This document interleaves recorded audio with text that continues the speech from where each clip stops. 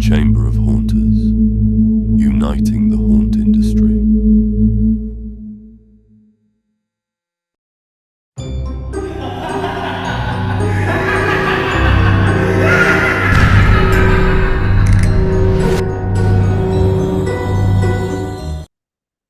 Hello, everyone. I am Keone Hutton. I am one of the hosts of the Haunting You podcast, and it is my pleasure to be hosting these Lunch and Learns for the Chamber of Haunters.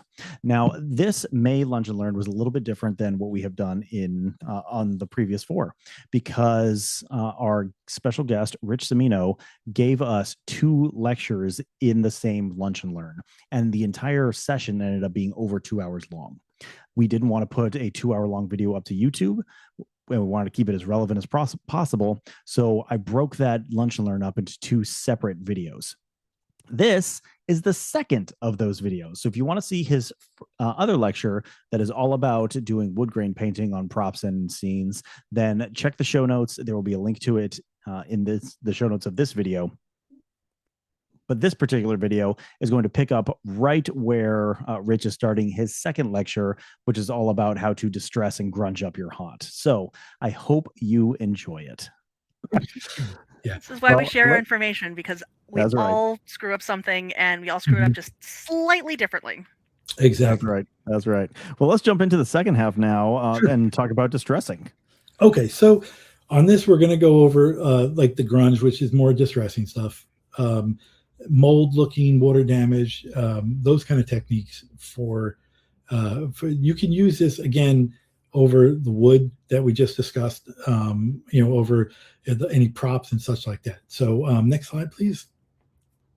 Okay, again, this is the same. If you're not tuning in from the start, you want to know the theme of the room. What kind of grunge look are you looking for? Old, run down, water, mold, and damage, dark, scary, a condemned house, one that someone just left, because the foreclosure, have to think about that stuff. And again, remember, sometimes less is better. So definitely don't overdo it. The distressing can make the room feel fake, make it feel wrong. Same thing as we talked with the wood. You want to have a minimalist kind of thing, depending on your look. The picture on the right was an actual, like a defunct elevator that was on airbag, so it would move as it was going to kind of simulate that they're going to drop down from the second floor to the basement for this particular one. Again, practice the techniques, go through, look at pictures and such like that, and then see how your technique works. All right, next one, please. Okay, so for the dark grim looking scene, staining and dripping, usually use more of the dark grays, dark browns, depending on what you want. You can add some greens in there, some yellows, maybe a touch of black paint. For distressing stuff, I'm not big on black paint. And, on some stuff, obviously the rules are broken. But for the most part, if you look at stuff, when you're looking at a dark corner of a room, it's not as black as you would think. It's going to be more of a really super intense shade of darkness of that color. And this is where your color wheel comes into effect. So your complementary colors will darken. Like I was saying, if you wanted to do, in the color wheel, like yellow and purple, well, they can also darken each other.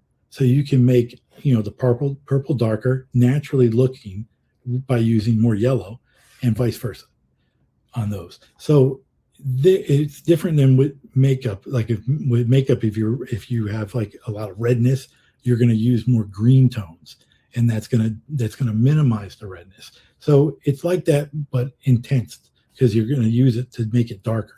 You can always put in like a black in there to give it a little bit more. But if you try it, see if you like it, because sometimes it doesn't look as real.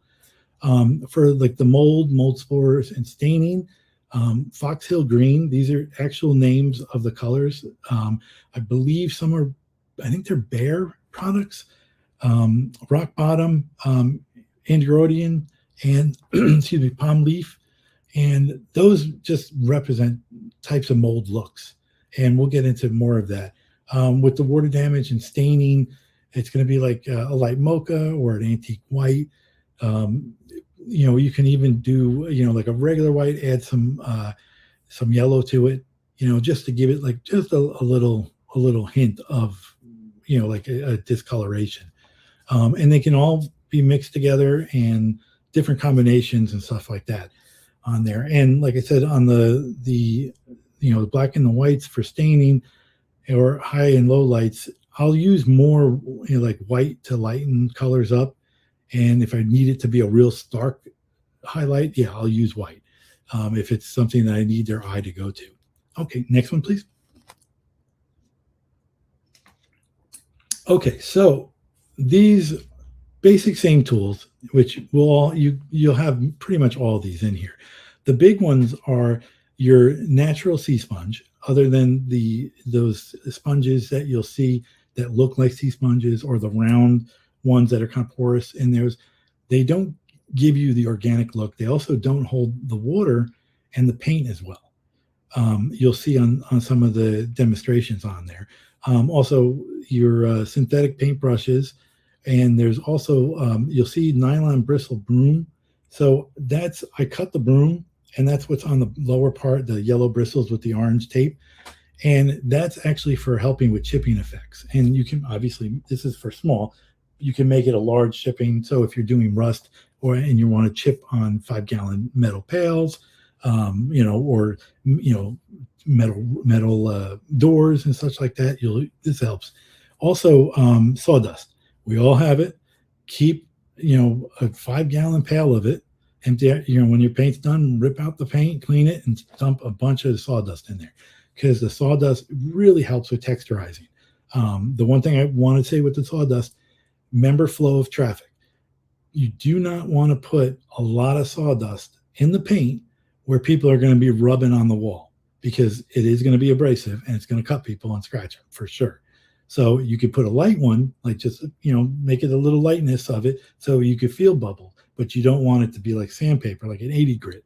You could do that in the back where they're not going to be, and hopefully your actors will realize that too and not get hurt. But for the most part, it's you want to keep it off the flow of traffic, and that I'm meaning where the people are going on, that way. Just like when you're doing wood panels, if you have to overlap a wood panel, you're going to overlap it on the flow of the traffic, not against it. So if people do ride the side of the wall, which some people are scared, they're riding that side of the wall, they're going to hit that corner of the other piece of plywood because it's on the wrong side. You don't want them to do it. You want them to slide, drop in, so they just feel a little movement. They don't feel, something really abruptly hitting them. Okay, next slide, please. Okay, so most of the distressing that you see usually comes from the ceiling or out vents, and running downwards, as gravity, which we use gravity to help us try to get these effects, which is great. So corners of the walls, bottoms of underneath objects, windowsills, on grates. Always remember those little details, because that helps with, seeing stuff. Oops, sorry, one second. And again, have reference pictures for sure, because this will definitely help. And that's where I'm saying, go check out these urban explorers and look at their the sets and stuff like that. There's one that I check out. Her name is Weebug, I believe. If you look it up on Instagram, awesome. She goes in all these really cool old dilapidated houses. And I've even reached out to her and I told her, I was like, these are awesome, dude. I use it for paint. So it's really, really, so definitely check them out. Okay, next slide, please. Okay, so this is going to be your first method that's in here. Basically, you're going to use your Flowmaster, usually on large pieces. I'm going to use that larger gallon, 2-gallon sprayer that they have. You want to do is, once you have your actual wall painted and it's dry and ready to go, that's when you want to distress it, because you want all the elements that you put in for the, whether it's wallpaper looking or designs or wood looks, you want them to be in there and stay where they are. You want to spritz usually on the wall, just a light one. And then what you're going to do is, I usually I usually have like a 5-gallon bucket that has water in it, and then have your paint. You get dark, whatever color you want. So if you're doing an alien one and you want it to be, like neon green drips, or orange drips, that's fine. Just for this demonstration, it's going to be more with like a dark gray with a little bit of black added to it on there. And then using a chip brush, you can use a window squeegee like the car ones. If you use like the foam part of it, those work really cool too, because they usually get a good handle. And you can just kind of dip it in the paint and just press it right up on the top and spritz it with some water and let it drip down. And practice it, because you can do really little bit of water and just let hard drips come down, or you can actually really spray it, and you can manipulate it halfway down. So if you take your sprayer and you want a hard drip on the top, but right about here you want it to kind of fan out and spider out, hit it with some water. It will do it automatically, and then you can keep working that way down on there. But if you put it right in the areas you want, you'll get it. You can even do smudges of paint. So you can just, in other words, once it drips down, dip your brush or your sponge and then press it into the wall, spray it. So now it looks like a darker one. You can kind of see on the bottom right one, all the way to the right above the lock a little bit, you see it's a little darker. So that was a kind of a press in there and push in there while you're spraying and stuff there. Next, please. Okay. Now, the other method with this that you can use together is once you put it in and you actually squeegee it or push your paintbrush so the paint and water mixture starts to go down the wall, then you can drag it. And you can use the same kind of technique where you cut the brush so it's uneven, the bristles. And that's going to give you, how we did it for wood graining, it's going to give you uneven, drip lines. And you can also make it so they're more pointy. So if you notice, sometimes you'll get drips, and at the end you'll see like a little teardrop, and it kind of looks weird. You can use the back of the brush to kind of pop that and bring it down so it's more straight. But if you're doing it with the bristles, you'll learn how to like kind of drag it, and you're just holding the brush, let the weight of the brush go down, and then just slightly as you're going down it and you want to stop, just slightly lift off, let the bristles kind of do this kind of action, and you'll get those sharp little like lines onto it in there. The other thing that helps is, when I said with the water, is I will dip the paint, the brush in the paint, and then I kind of throw it in the water, and then I'll also put it and push it on there. That will help it drip even more, and you're not wasting as much paint. And what's cool is you're getting that water really dark and disgusting, which you can use to put in the spray bottle later, and I'll talk about on that. Okay, next one, please. Actually, here it is. So with this one, this is going to be like your fastest technique. Now I put in here with the spray bottle, 40% paint, 60% water. And that's a basic, a starter. You can always go more and less. That's totally up to you and what you want. Excuse me.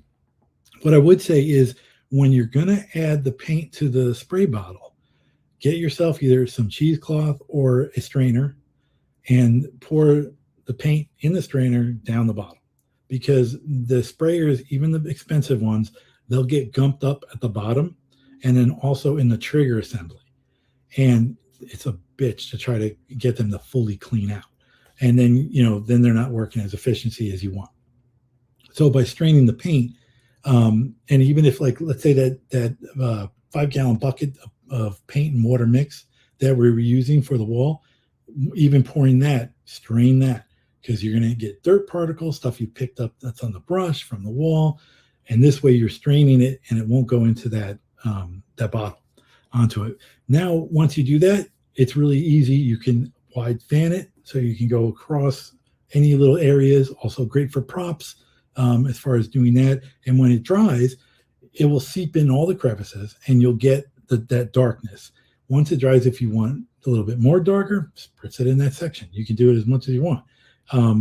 But what you want to do is basically get it so it looks real, but it's like a quick fix. Like if you're like, oh, we need a little extra. All right, put it on a stream nozzle and shoot it in the corner. Pretty good. Let it drip naturally. Good. Done. Okay, next. So it's a real fast, quick way, but it's effective. If you look to the one on the right, there was no dragging of a paintbrush, no squeezing of a paintbrush. That was all just straight, using the bottle with the paint water mix and some of the regular water that we had in the sprayer. And that's it. But it will fill in all the crevices, all the cracks, make things pop really nice. So it looks really cool. And that's why, like, using this effect on the wooden door on the last seminar, you were able to get in all those little crevices you couldn't see, but now you can see them. Okay, next one, please. Okay, this one I love this one. It's a little bit more time consuming, but it really comes out cool. And this one is more, if you ever walk into like a house or, a concrete room or whatever, it has this different discoloration that kind of, it looks very organic. So this one, once your background is done, your base is done and dry, you're going to get your sea sponge. And remember to, what you're going to do is apply the paint on the sponge, remove any excess from a towel. So just blot it, because you don't want it, you don't want it soaked in there. You're kind of doing it the way I was talking about with doing graining. You only want to put, like, maybe for the sponge, like a half inch, maybe 3/4 of an inch of the paint, and then blot it off on there.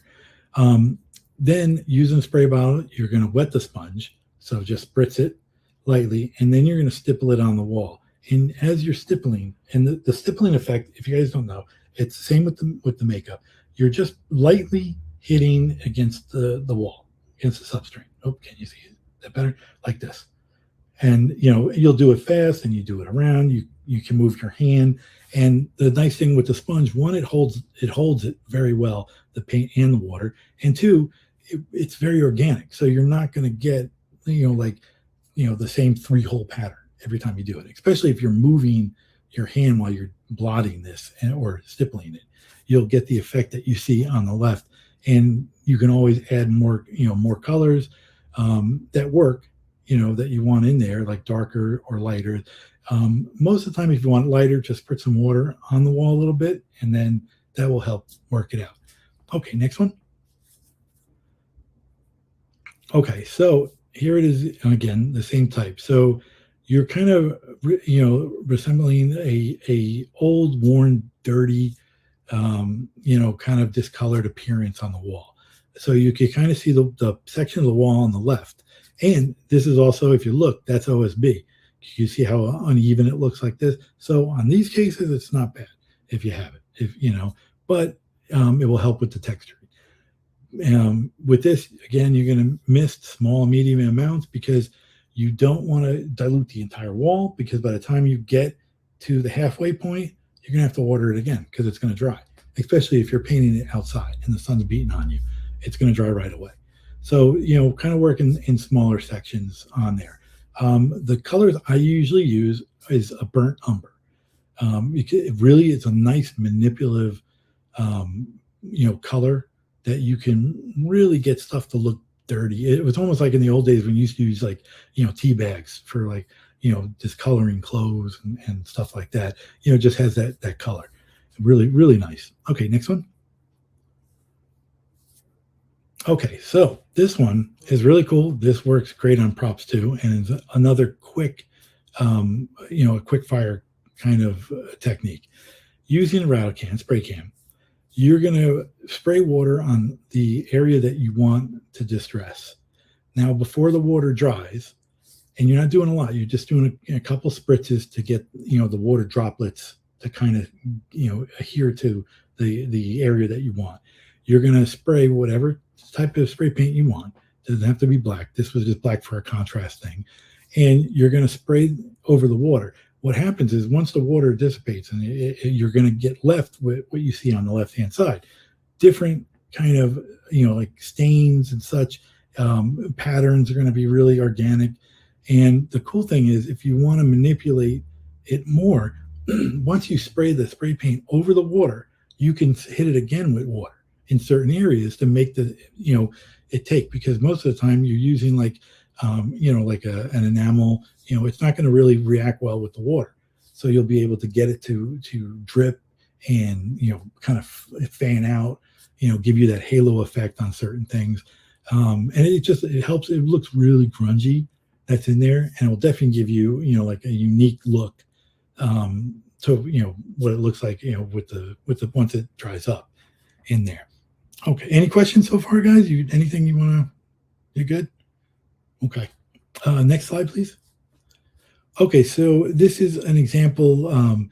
This is a Captain Spaulding's VHS rental sign, and that's all done with just spray paint and water to get that effect. And it's real quick. I mean, it took more to do the lettering than it did to do the spray paint and the water. Really, it's like 5 minutes. Once you get it done, and you get the hang of it and what you want, it's good to go. You can also with the spray paint go further away, so it's more of a dusting or a misting, or you can go closer up, so you really get that hard impact of when the paint hits and kind of spiders out. So again, practice, see what it looks like. It looks good, then just leave it like that. But again, you can use your if you're using like it's want to be dusty, use your tans, use your browns, get it so it looks like it's more dirt, like ground dirt than it is sludge, such like that in there. And then always remember, you wear a respirator. And I know we don't, but I got to tell you, wear a respirator. It's going to help. And then try to do it in a well-ventilated area, because it will start to give you headaches and nausea. It's not fun, but it's definitely effective on props as well. Okay, next slide. Okay, this one is for water staining. So, you guys get the mineral deposits that you see in basements and stuff like that because they're leaking and whatever. With these, the colors that I personally like to use, it's a white, antique white. You can also add again like a hint of like gray and yellow to your white if you want to give it a little contrast, and then a color called light mocha, which kind of gives it that rusty, that rust seep kind of look. You can also use the light mocha if you're so inclined to. If you've ever been to a place that had a person who smoked a long time, you'll see that the nicotine bleeds through the paint. You can get that bleed look using light mocha. That helps look for like a nicotine look on there.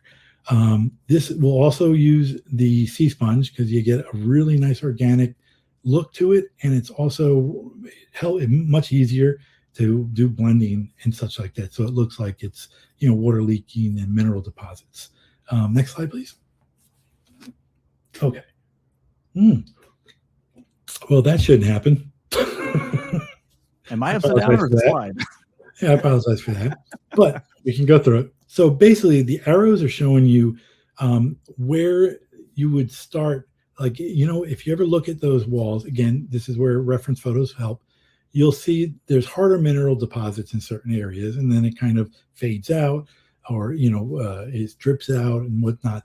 This is what you're doing, and what you're going to do is the same thing for when you actually start doing like more of the rust kind of look. You're just going to take your sponge and outline where you want those pieces. So where the arrows are, you're kind of seeing an outline where it's a lot more pronounced in there on that. And then once you get that, you can use the brush or the sponge to streak it down a little bit, or you can blot it and make it kind of, fan out. And I'll show you, I think on the next one, we'll see exactly on those, you'll see how it kind of gets in. So this is called like a ghost trail. And what happens is side note too, I think on one of those other slides, it might be better. That might be right side up. Well, I did send Kimberly a couple. Getting back to this, so ghost trails. So if you ever look at it, you'll see like sometimes it has like they're mimic, but one's a little lighter, and it's got like the residue in the center of them, and then it streaks down. This is what you're going to create. Basically, once you have your outline dried, which is your top one, the top arrow, you're going to actually go below it, using the same technique. Put wet the wall a little bit, and then put some paint on there, blot the paint, and then go over the outline and you're going to mimic or mirror really the one as best as you can of the top. So the lower lines on there. And then once you get that, you spritz some more water on it, and then you're just going to go in between the two outlines. And again, using the blotting or the stippling, you're just going to kind of blend it. So it kind of, it looks like it's a ghost. You could see through it, and you'll get to see, the block and pieces of the block and the grout lines and stuff like that. Again, this is, remember, the block and the grout lines and any of the darkness is going to be, and mold, that will be done before. This is like the last kind of part, because you want that water staining to happen after everything happened, or it could be, the water staining created the mold, the chicken or the egg kind of thing. No one's going to complain about it. As long it will look cool. Once they dry, you duplicate it. You just go a couple inches, for the mirror. And like I said, between the two, it just creates like a ghost effect, diluting the paint and making it so it's kind of see-through in there. But it's a cool effect once you get into it. Next one, please. Okay, so mold, which is super fun. The colors that I use is a foxtail green, rock bottom, palm leaf, the androin, God, I can't say I talk today, and burnt umber. And with these, with water, you can also use glazing liquid. Glazing liquid is more of a medium that you'll see in like a lot of fine art stuff. It is a little bit more expensive, but if you're doing like a hero piece and you need it to look like that, the glazing liquid stays longer, doesn't evaporate, so you'll have more time to manipulate and work with your paint to make it look more moldy. Again, reference photos, and there's different ones. Like there's surface mold, there's mildew mold, there's black mold. Look at these because they're different. They tell different stories. So it depends. Again, remember what you want your scene to look like in your room, and how real you want it to look. This all trickles down into these. Next slide, please. Okay. So again, using your sea sponge, start with whatever color you want. I usually start with the lighter shade and I blend it outwards. This way it gives you a lot more surface area, because if you ever seen, like even with mold or burnt wall that had, a burnt outlet, there's a concentrated area and then it kind of dissipates out. So by using the light color, you can dissipate that out and then start in the middle with your darker color, do the same, not go out as far, and just keep working that in that way. This way it will give you the darker shades or more depth. So the sea sponge, wring it out, put it with the water so it's damp, and once you get into it, you want to do the same thing, stipple it, which is the pressing. And remember, you don't want to, it depends too. You can go hard. Just remember that the harder you go, the more that those natural holes are going to get tighter. So you're going to lose a lot of the sporadicness of how the actual sponge looks. There'll be smaller holes. Now, if you want that, that's fine. Again, remember, test it and check it out and do it that way. Once you're done, you want to make sure that it doesn't drip, because we're not doing drippies on here. We're just trying to add it so we blend it outwards and make it look more like dissipated. That's in there. Do them around the areas you want. And remember, they don't have to be all over. It could be concentrated areas that are in here. But working from the center point, blend to the paint outwards, like I said, and like a fade. So eventually towards the end of like if this is your stopping point, so before you get here, it's going to be almost, you barely see it, and then fades off, so that shows that it's kind of absorbing to the sheetrock and going through there, or the wood, or, what have you on that. And it also helps make it look like a transparency. And you'll start to see a theme, like all these techniques are interchangeable and intertwined. So you can use them doing like all the other stuff, like the wood graining techniques are used, for doing the distressing, like we saw in the front, in the first part. Next slide, please. God, this kill. Okay, so this kind of gives you a step-by-step kind of look on how your blending is. So when I do it, I'll use a sea sponge. With the pattern, you can also do, when you're twisting it around, and which is rotating your sponge, because it stays more organic.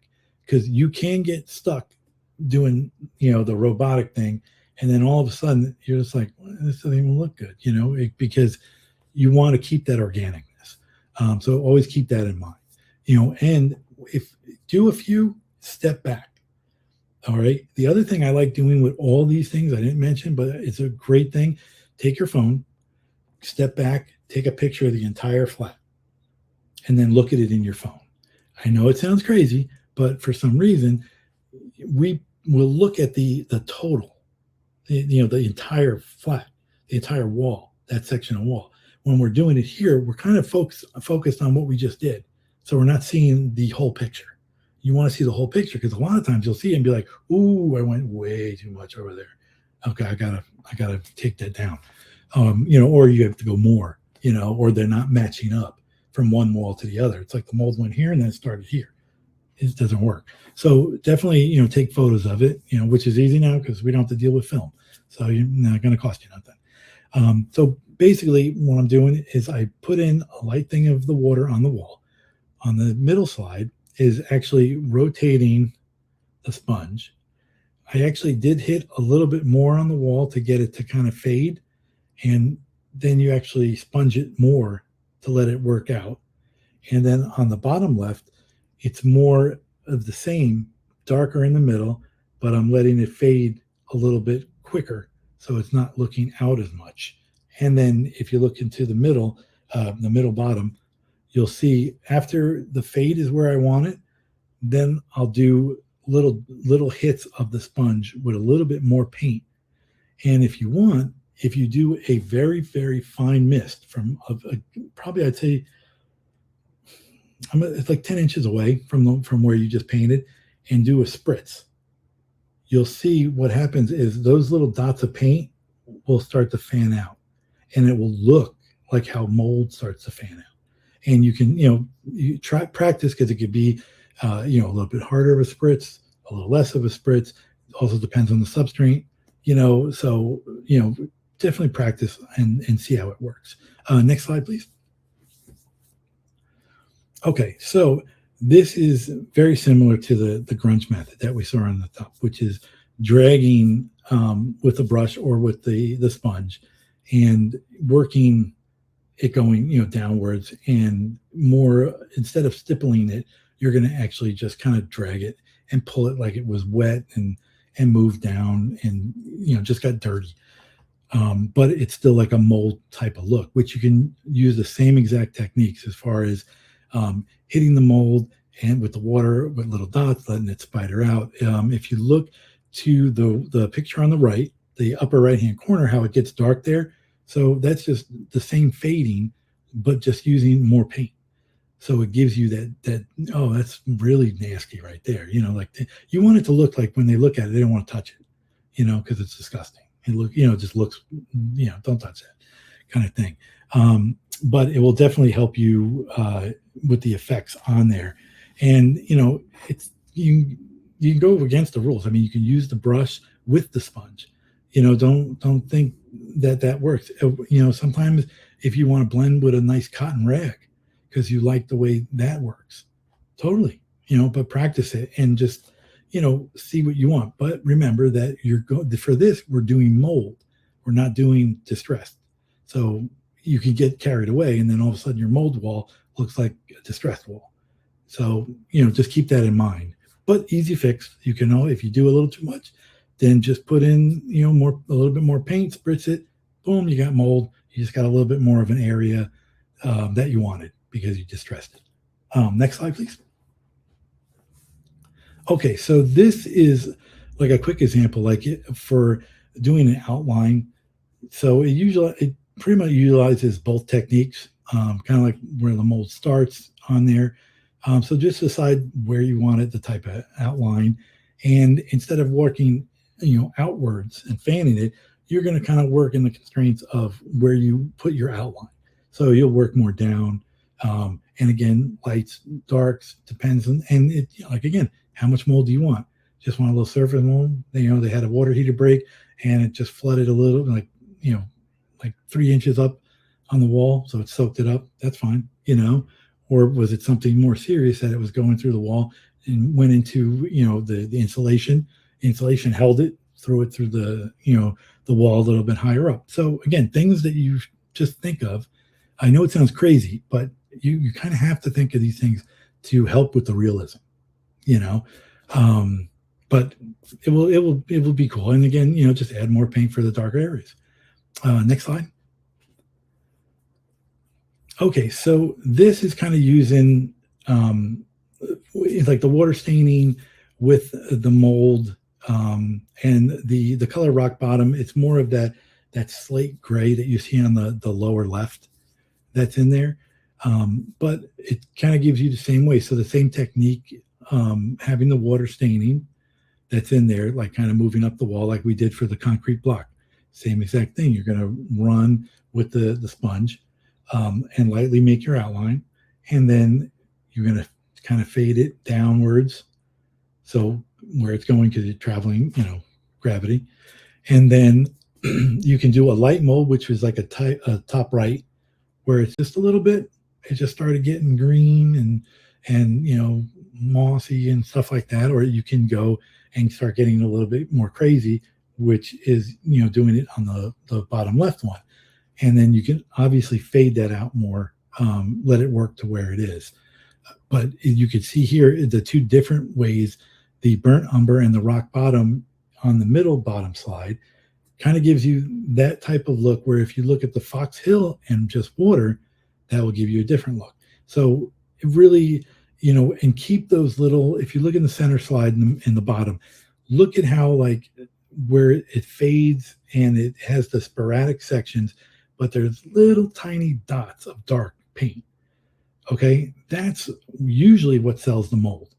Okay, on the one on the right is what I was talking about. If you put those, you know, a little bit of paint and then add the dots and then spritz it with the water and let it fan out and just give it that halo effect, you'll see that looks more like in the mold and stuff like that. So, you know, again, practice it, see what you want. Both, you can use both techniques. You know, there's no law. You can, you know, whatever looks good to you. Next slide, please. Okay, so just remember, it's the final step. So as soon as you're done with the paint, the wallpaper, the design, you know, stenciling, that's when you're going to start doing this distressing, because everything has to be there first. Otherwise, if you try to go backwards, it's not going to work. It's going to look horrible. Definitely as many layers as you want for the techniques. They can be layered on top of each other. So you don't have to just do the, you know, technique one and, oh, that's it. Okay, I'm good. You can do technique 1, technique 2, technique 3, do them, and then one again. There's no rhyme or reason. It's, again, what looks good. And if you want it more realistic or you want it more gross, that's up to you. Not a problem. But remember that you're going to be doing this stuff under normally like the house lighting or outside. So you definitely want and need to go back during the theatrical lighting. So that is your, you know, like whatever practical lighting's up, you know, any par cans that are going on, spotlights, pen spots, anything like that. You want to make sure that you go back and look at, you know, okay, is the color good? Do I need to change the bulb or the gel for the light? Most of the time you're probably not using gels anymore. It's all LED. But you know, so you might want to soften the light and see how it is. Again, with like lighting, if something's blue and you want to make it really pop, put a blue light to it. That's how the spectrum works. So, you know, not a white. You can put the blue light to it and it will be like, oh, you know, you get that. Same with yellows or any of the pen lights on there. But, you know, mostly just, you know, check them with the lights. And also, I can't stress it enough, because this is where you spend money. Clean your tools. And even, you know, I use chip brushes until like the hairs are like this big, you know, because you can use those for other things with rust, stuff like that. You can use those brushes. It sounds crazy. I know they're like $1.30, but, you know, buy like, you know, 100 packs of those friggin' things, you know, in your season, and it starts to add up. I think they're like $12 a pack at Home Depot or something like that. So, keep all of them. And if, nothing else for mixing, like a lot of the sticks that, if we're cutting down wood and stuff, I'll save sticks that are like 12 inches long, that are, thin little 1-bys or whatever, because it's great to mix paint, especially in those big, the 5-gallon buckets, and then, like sawdust and stuff like that. Okay, next slide. Okay, so this is just showing you guys some, examples of the different distresses on different applications. And with like lighting, like the center one had more blues and whites in the lighting to, show it to you. The bottom one is, kind of mimicking like a basement kind of brick thing. But all these is done. The only one that does have like a chair rail and a kick plate is the bottom left one, which was the exit of the elevator that's in the top, the center top one that's on there. But it kind of just gives you the looks, and remember, if there's nails and stuff like that, you can add a little like a rusty kind of color and drip that down, with the distressing. You're just adding flavor. You're selling the sizzle instead of the steak. Next one, please. Okay, more examples of the distressing. The one is a sign. We just wanted a light distressing. The one on the right was a facade that we did, and all the tan and yellow that's in there, that's all using the sponge, but in a more more like a residential paint kind of look. It's the same kind of technique that we use for doing the distressing. It's just gonna your colors are different. You're gonna be a little bit more pay more attention to your patterns. So it appears to be sporadic, but it's really not, kind of thing. The sign for the axe throw, how it's got the distressing inside, the actual shield, that gives it depth. That's all one piece. There's no highlight, no wood that's on top of wood. All the rivets that are on there are painted. And those rivets are not real. And then the wall, like on the left, where you'll see a lot of the discoloration on the upper left part of the room, again, that's not black. That's just a really dark shade of whatever tan that happened to be, to make it look disgusting, and actually you could see in the middle of the bottom part, a little of like a moldy type of look in the corner. So, mix and match them. It's all to make them look really cool. Next slide, please. Hey, Rich, I'm actually going to go back one slide real quick, because Joanne Moody is asking for advice on painting the grout lines on your brick walls. Oh, time consuming and pain in the butt, but depending on how because if the best way that I would do is fine line tape. It's going to be the easiest way.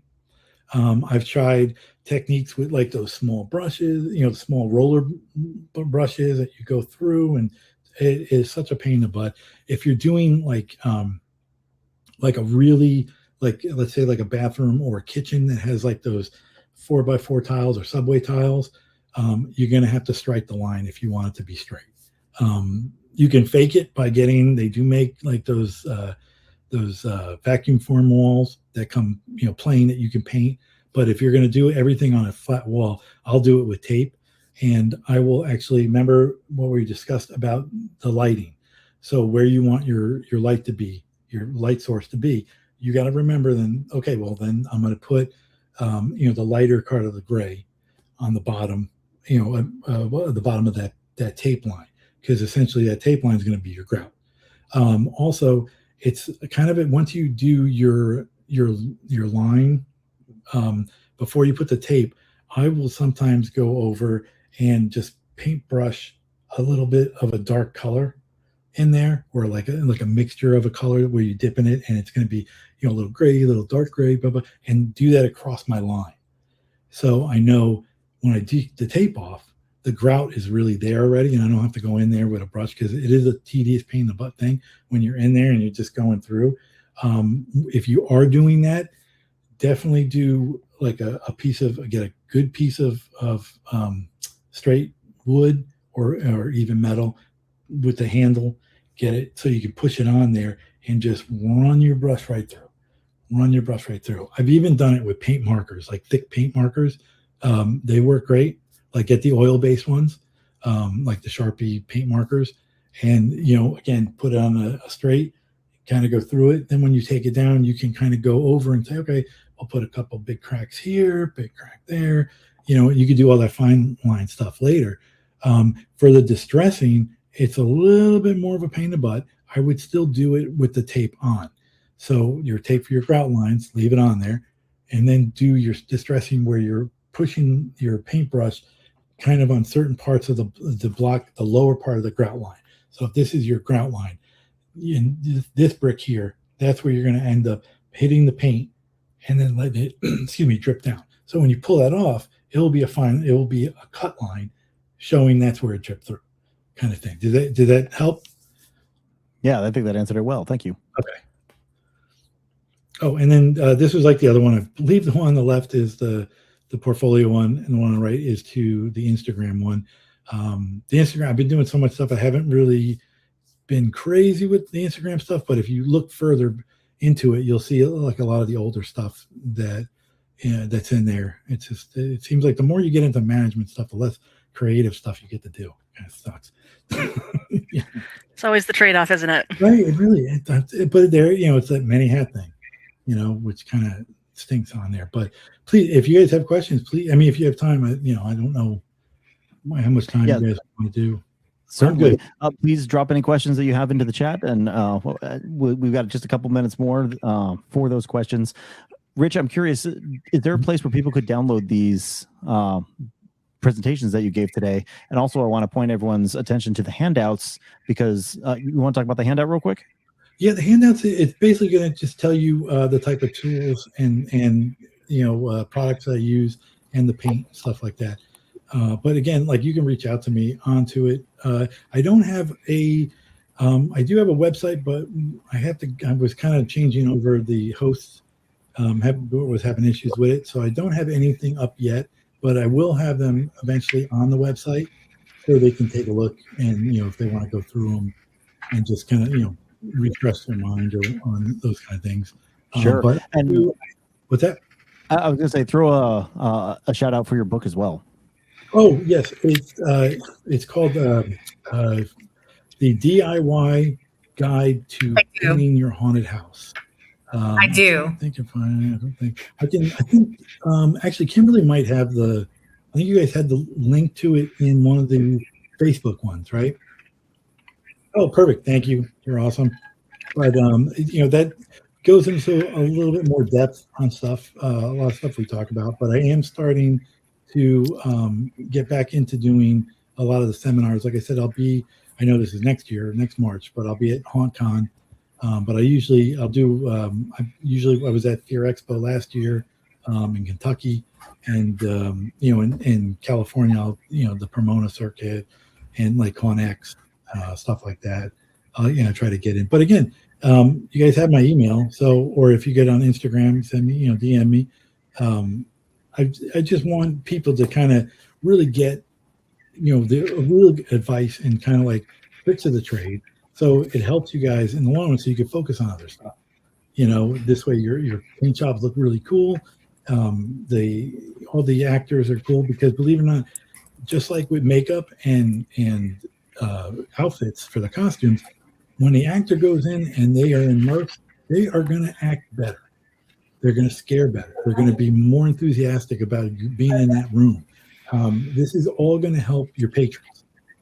It helps your actors, because they're, oh man, it's hours. I'm thirsty. I'm hungry.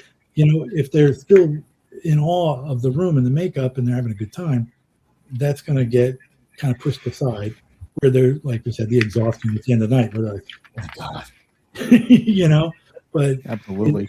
But the patrons too, you want them to be like, did you see that room? Oh my God, did you see that one actor came out of nowhere? But that's what you want. The other thing too is walk behind a lot of these people, a lot of your patrons, because you hear a lot of good stuff. You'll hear that you're like, oh, that sucked. That wasn't scary at all. That person stinks. Instant feedback. Oh my God, yes, yeah. And I've done it where I've walked up, and I have like tools on me and a headlamp at night, and I'll walk up the street, because the Haunted Trail Balboa Park is a mile long when you go through it. So I'll go through there and like actually I do my pedometer.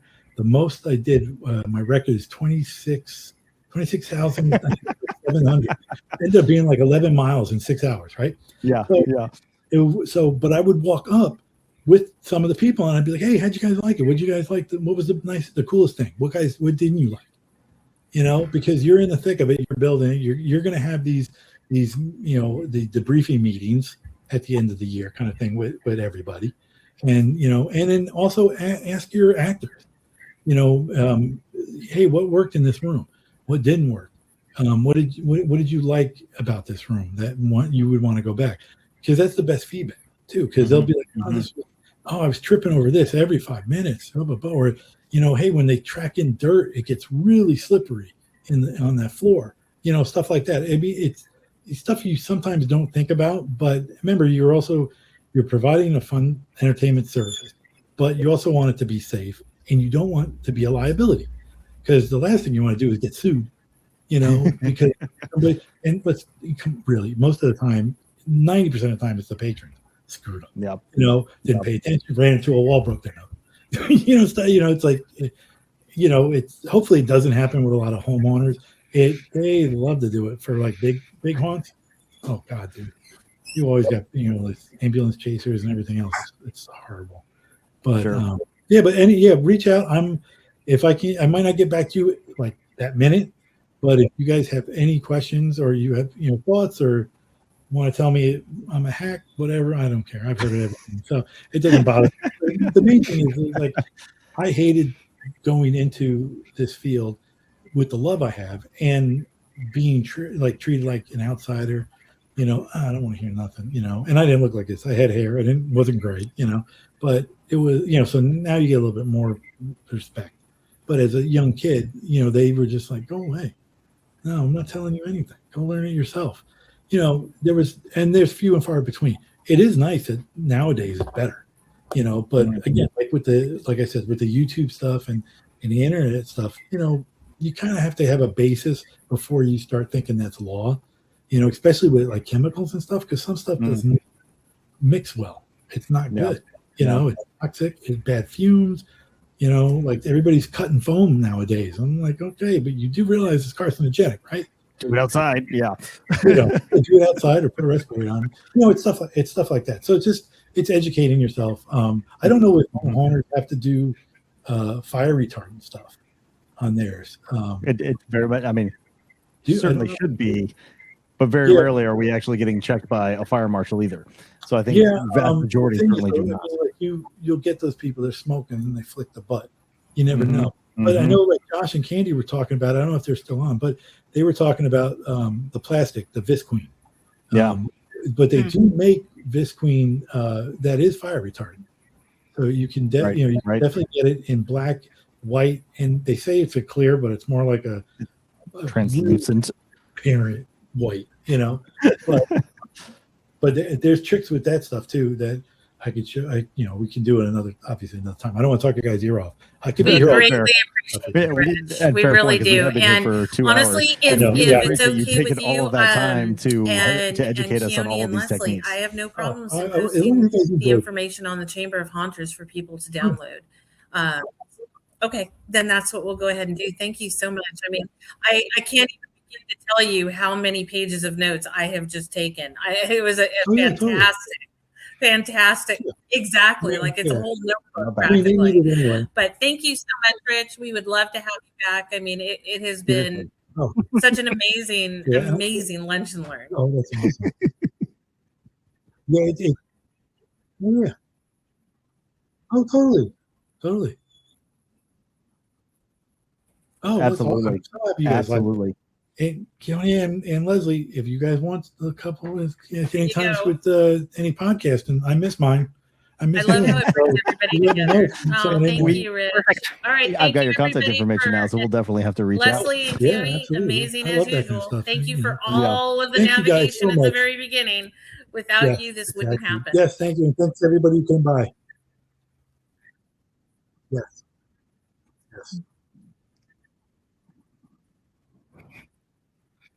I appreciate that. For everyone else, thank you for joining us today. If you want to learn or hear more from me and Les, definitely go check out the Haunting You podcast at hauntingyou.com, just the letter U. And we would love to see you there. In the meantime, Kimberly, we've got something lined up for June already. And I believe he's going to be teaching about give a little sneak peek making and how to put them all together for cemeteries and that sort of thing. And Joe Klein is our speaker for June. June 26th.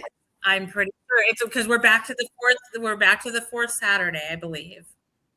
Perfect. And what's the date? Thank you. I'm double checking my. Thank you guys. For 27th. Okay, then June 27th. We hope we will see you all at our next Lunch and Learn. Are we good? Thank you, everybody. Thank you, guys. The Chamber of Haunters, uniting the haunted.